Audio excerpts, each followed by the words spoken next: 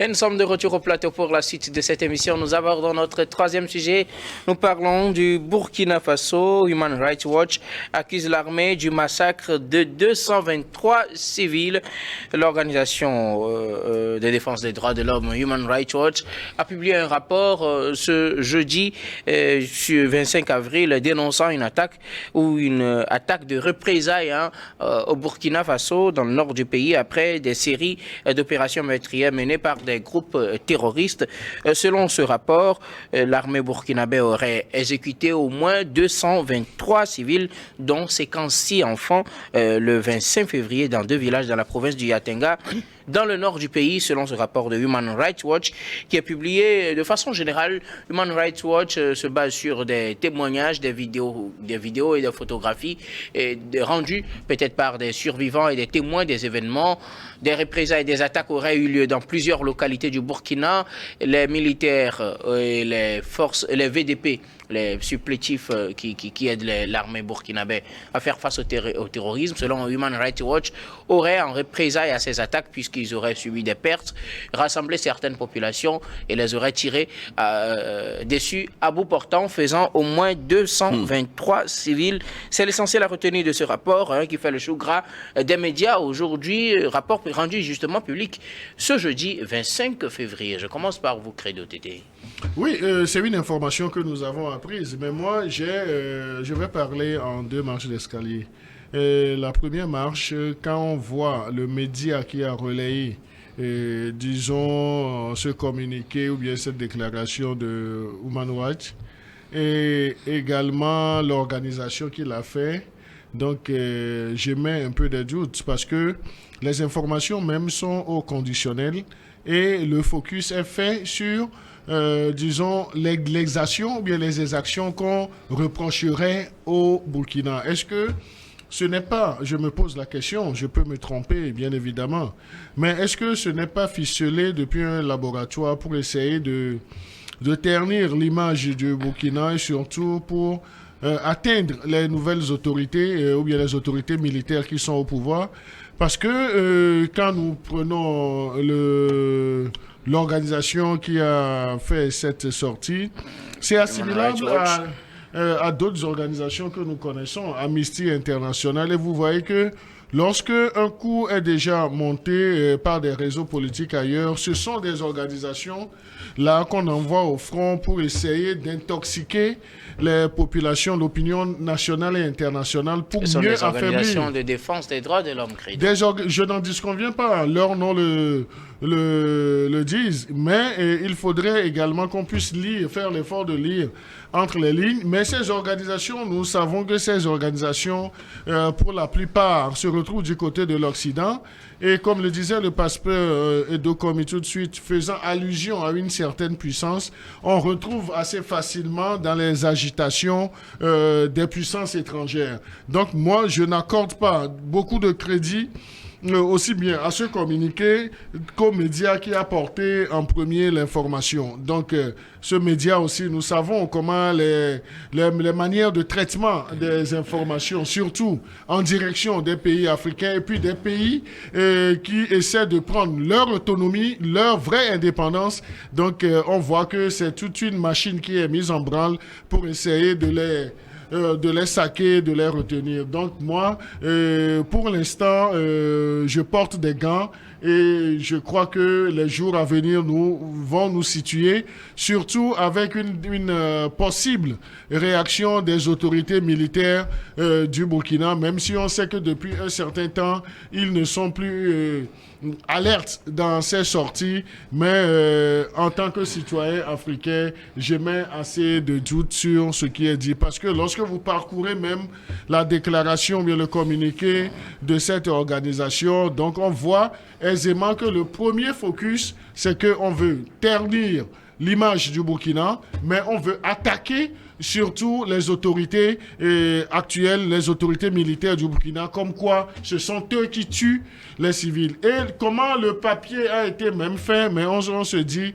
quelles ont été vraiment les sources d'information. Si on nous dit que... Il y a des survivants, des témoignages, des photos, des vidéos authentifiées. Des photos, des vidéos. Donc je crois que lorsqu'un laboratoire veut fonctionner, c'est facile pour le laboratoire d'avoir tous les éléments d'appréciation. Pour ce qui me concerne, je prends cette information vraiment importante des gants. Merci beaucoup à vous. Credo Tété pour cette analyse sur le sujet. Human Rights Watch a publié un rapport ce 25 avril relatant des faits de 25 février justement où des attaques ont eu lieu dans plusieurs localités du Burkina Faso, dans le nord, dans l'est et dans plusieurs villes en représailles à ces attaques qui auraient causé plusieurs pertes dans les rangs des militaires et des VDP au Burkina. Human Rights Watch dit que ces militaires et les VDP auraient rassemblé certains civils, qu'ils auraient tué, des massacres qui auraient coûté la vie à 223 civils. Pasteur. Qui peut croire à ça, cette histoire-là qui est montée de toutes pièces? Moi, je dirais, moi, je suis défenseur de droit, on nous a appris comme les techniques sur les rapports, les techniques de rédaction, de compilation même des témoignages. Mais je pense que d'entrée, comment est-ce que cela s'est passé? 223 civils. 223 civils, dont 56 enfants. Oui. Comment cela peut être possible? Et des rapports comme ça, souvent c'est envers les pays africains. La situation que le Burkina traverse aujourd'hui, comme Credo l'a dit tout à l'heure, c'est des rapports qui viennent juste créer de la confusion dans les opinions. Pour peut-être pousser les gens à se révolter contre l'opinion. Je crois qu'il serait quand même normal que... indispensable d'ailleurs, indispensable que le gouvernement burkinabé puisse réagir parce que c'est de trop. Massacrer 223 civils, on a tiré sur les gens, les croyants, les sachants civils, pour apporter quoi au Burkina? Alors que c'est eux qui ont la charge de pouvoir sécuriser, protéger les citoyens, de les défendre. Bon donc, nos camarades de Human Rights et autres, Amnesty, des fois, on dirait des instruments occidentaux pour pouvoir s'attaquer au gouvernement. Au gouvernement africain. Venant de vous, ça me surprend. Vous êtes également, comme ces mouvements, vous défendez les droits des hommes. Mais les camarades de Human Rights, vous avez, j'ai dit les camarades de Human Rights. Vous doutez de vos camarades? On connaît Human Rights, je connais Amnesty International, j'ai eu beaucoup de trucs avec eux, des rapports avec eux. Mais quand il s'agit de ce qu'ils sont en train de dire, je crois que des fois même, vous voyez, les envoyer même sur le terrain, pour constater ou pour vérifier les faits des fois, cela se fait de manière très parcellaire et puis finalement on pond un rapport dans l'intention de nu. Et je pense que si ça continue comme ça, c'est des organisations qui vont perdre de crédibilité alors que c'est des associations de grand nom. Quand on dit Human Rights, on dit Amnesty International, donc ils doivent faire quand même des rapports plus consistants et qui vraiment accrochent. Sinon, vers le Burkina, l'armée burkinabé qui décide de tirer, et jusque-là, est-ce que c'est par erreur? Comment ça s'est passé? Jusqu'ils ont subi des représailles. Vous vous rappelez aussi, vous vous rappelez des rapports, des témoignages qui ont été faits par des prétendues victimes dans l'affaire de, comment on l'appelle, le Charles Blé Goudé et Laurent Gbagbo à la CPI. Vous êtes finalement, les gens étaient obligés de dire qu'on les a montés de toutes pièces pour aller faire des témoignages, ce qui a bénéficié donc à la libération de Laurent Gbagbo et de Charles Blé Goudé. Donc je pense fondamentalement que le gouvernement burkinabé qui aujourd'hui défend la cause des citoyens ne peut pas se permettre de massacrer 223 civils. Et moi je le dis une fois encore, nous attendons une réaction de la part du gouvernement burkinabé pour situer pour nous situer sur les faits. Il faut noter qu'au moment des faits, effectivement, le procureur de la République avait annoncé quand même l'ouverture d'une enquête. C'était à Waïgouya, dans la zone de Waïgouya. Le procureur avait annoncé l'ouverture d'une enquête, sauf qu'on n'est pas encore situé. Ça fait 2 mois. On n'est pas encore situé sur les auteurs de ces massacres que Human Rights Watch attribue aujourd'hui donc à l'armée burkinabé. Non, mais c'est ce que j'étais en train de dire. Des rapports comme ça, en principe, on doit confronter les rapports avec les faits, la situation sur le terrain. Et ce qu'on constate, c'est que très rapidement, les organisations internationales publient le rapport. Et des fois même avant de se dédier à la suite. Mais ce qui n'ont pas ces organisations internationales. Donc je pense quand même que le Burkina, de par sa position avec les pays occidentaux, notamment la France, ces organisations peuvent être concoctées pour continuer par semer du désordre et révolter, et faire révolter les citoyens contre les autorités burkinabées. Donc cela fait mal et je ne peux pas croire, à moins qu'on nous apporte réellement les preuves et que ces populations-là soient réellement interrogées par rapport à la situation. 223 civils, ben je crois que c'est une population. C'est une population. Il y a des villages aujourd'hui qu'on peut compter avec une population de 223 personnes. Donc c'est déjà une localité. Et donc c'est qu'on a fini avec ces localités-là. Et je pense qu'il faut revoir cela. Et nous, comme credo, moi aussi, je le prends avec beaucoup de précédents et je porte aussi les gants. Merci beaucoup à vous. Pasteur Emmanuel Vivien, Tommy, que dites-vous de ce rapport de Human Rights Watch, rapport rendu public justement aujourd'hui, jeudi 25 avril 2024, qui documente des faits remontant il y a cela 2 mois, 25 février 2024, avec des attaques qui ont eu lieu au Burkina dans plusieurs localités et des représailles des civils qui sont tués. Human Rights Watch, dans son rapport, attribue la responsabilité à l'armée burkinabé. Dans les opérations militaires, il pourrait y avoir des erreurs, que ce soit en Afrique comme en Amérique ou en Europe, il pourrait y avoir des erreurs. C'est-à-dire on peut se tromper sur la cible, tuer des civils. De cible, effectivement. On peut se tromper en voulant attaquer, ou comme on le dit, en voulant neutraliser plutôt. Neutraliser l'ennemi, on peut, par erreur, tuer ses concitoyens. Alors, dans le cas, déjà, c'est le chiffre qui touche. Le chiffre 223, ça paraît quand même un peu exagéré. Parce que si on me dit qu'il y a une erreur sur 23 civils ou 24 civils, mais 223, et donc vous voyez une armée qui commence par tuer ses propres citoyens et qui fait une dizaine, une centaine, jusqu'à aller à 223. Je pense que dans les armées, même au sein des armées, il y a un mécanisme qui permet quand même de limiter les dégâts. Vous ne pouvez pas faire n'importe quoi. Vous devez rendre compte de comment vous avez utilisé les armes, de comment vous avez utilisé les munitions. Les balles que vous avez sorties de votre... Quand vous sortez une balle dans l'armée, vous devez expliquer pourquoi. Et si ce n'est pas bien expliqué, vous allez au NIOF, c'est-à-dire au tôle, on vous enferme. Vous répondez de vos actes. Et donc, même si vous êtes en mission, même si vous êtes en guerre, vous devez rendre compte de chaque balle utilisée. Et donc, le système ne permet pas, effectivement, qu'il y ait de tels massacres et qu'on ne remarque rien du tout. Ça, c'est la première chose.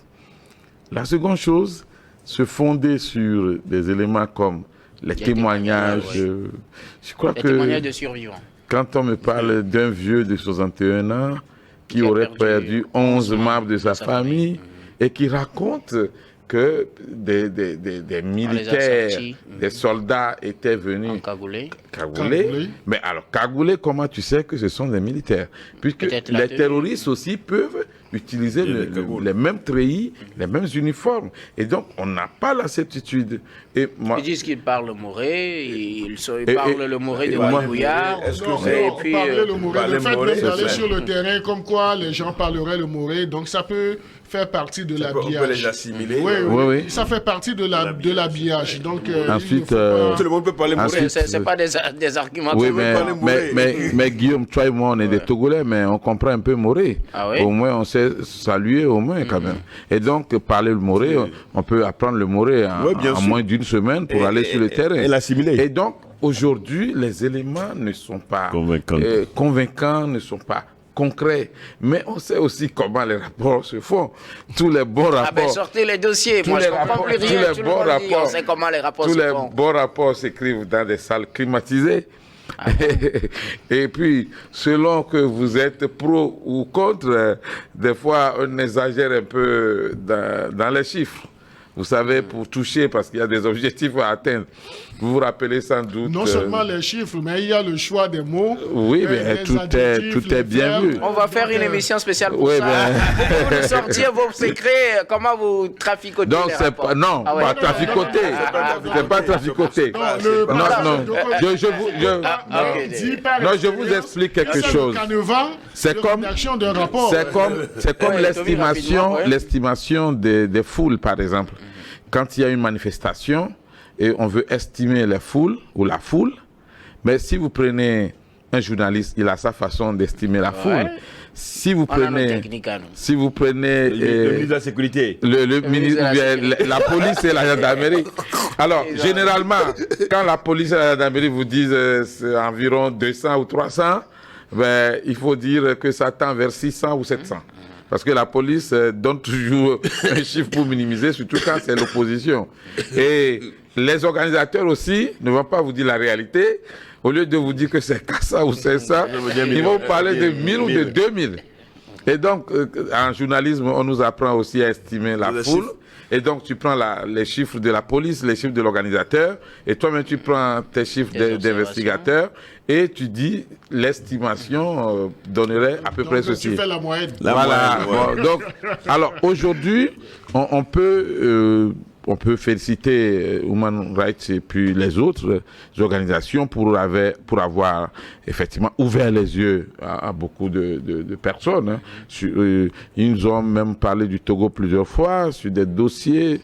Bon, Dieu seul sait quel dossier. Est-ce qu'il y a eu des erreurs au niveau des opérations militaires? Oui, il pourrait avoir des erreurs.